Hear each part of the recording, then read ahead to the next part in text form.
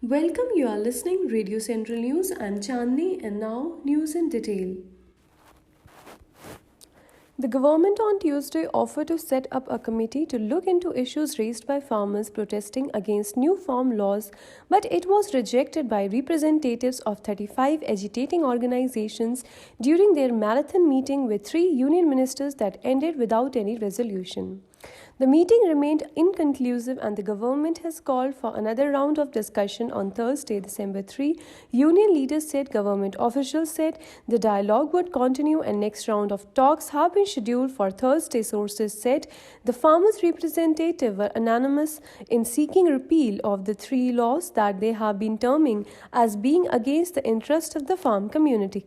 The protesting farmers have expressed apprehensions that have sentenced farm laws would pave the way for dismantling of the minimum support price system, leaving them at the mercy of big corporates.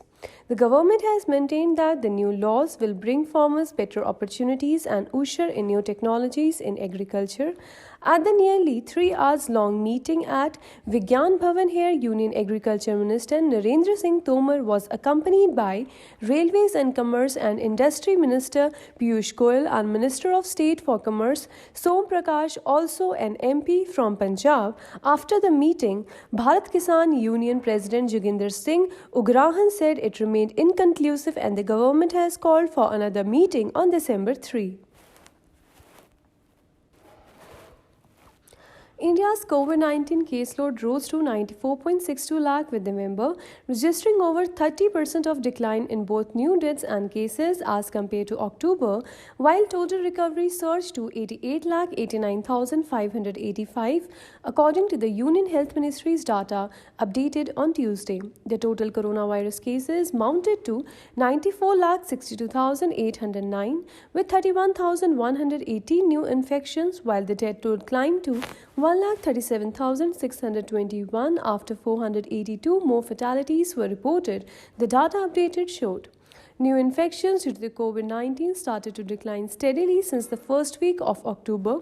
A total of 12,78,727 cases were reported in November, a decrease from October's 18,71,498, accounting for about 13.51% of the total instances of the viral infection reported in the country so far. The past month also saw 15,510 lives lost due to the disease, which is just around 11.27% of the total 1,37,621 deaths recorded so far. The number of people who have recuperated from the disease surged to 88,89,585, pushing the national recovery rate to 93.94%. The COVID-19 case fatality rate stands at 1.45%. The active COVID-19 caseload remained below 5 lakh for the 21st consecutive day. There are 4,35,603 active cases in the country, which comprise 4.60% of the total caseload. India's COVID-19 tally had crossed the 20 lakh mark on August 7, 30 lakh on August 23 and 40 lakh on September 5.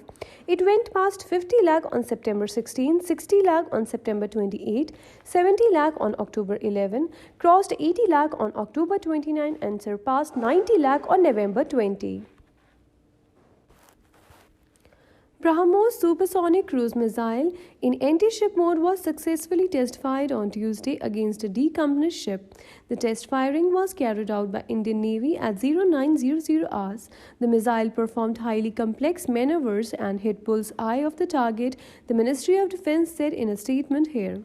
BrahMos is the supersonic cruise missile jointly developed by DRDO and NPOM of Russia as BrahMos Aerospace joint venture, which became BrahMos Aerospace Private Limited. The missile has established itself as a major force multiplier in modern-day complex battlefields with its impeccable anti-ship and land attack capabilities with multi-role and multi-platform abilities and has been deployed in all three wings of the Indian Armed Forces. First launch of BrahMos took place in 2001 and till date numerous launches have been placed from various ships, mobile, autonomous launcher and S-030 MKI aircraft, making it a versatile weapon. Secretary of DDR&D and Chairman of DRDO, Dr. G. Satish Reddy, congratulated the Indian Navy for the successful test. The gross goods and services tax revenue collected in the month of November is over rupees 1.04 lakh crore, the Ministry of Finance said here on Tuesday. The gross GST revenue collected in the month of November is rupees 1,04,963 crore, of which CGST is rupees 19,189 crore, SGST is rupees 25,540 crore, IGST is rupees 51,992 crore, and CESS is rupees 8,240 crore, the ministry said in a statement. The total number of GSTR3B return fields for the month of November up to November 30 is 82 lakhs. The government has settled rupees 22,293 crore of CGST and rupees 16,286 crore of SGST from IGST as regular statement. The total revenue earned by central government and the state governments after regular settlement in the month of November is rupees 41,482 crore for CGST and rupees 41,826 crore for the SGST. In line with the recent trend of recovery in the GST revenues, the revenues for the month of November are 1.4% higher than GST revenues in the same month last year.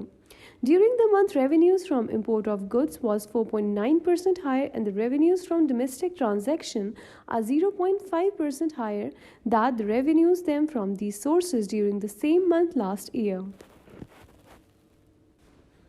That is all for the today's news bulletin. Stay tuned to Radio Central News for more updates.